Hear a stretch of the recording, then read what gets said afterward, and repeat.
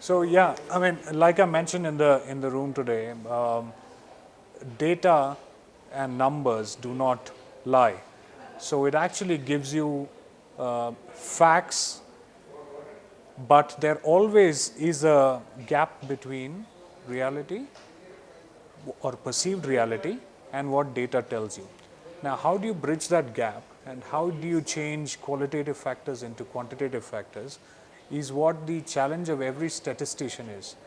Dr. Matthew has conducted this very good mathematical statistical model where he's come up with 10 focus subjects and 67 indicators to judge the performance of a government.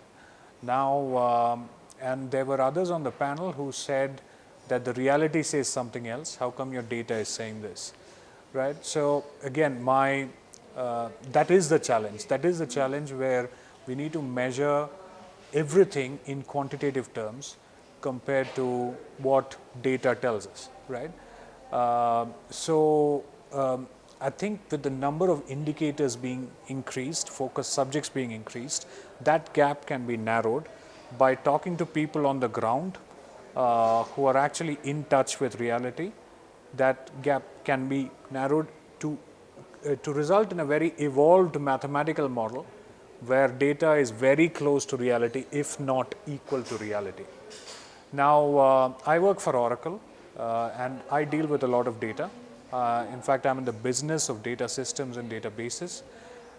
So we do deal with a lot of data crunching, similar to what Dr. Matthew's team did over the past, I don't know, probably 6 months.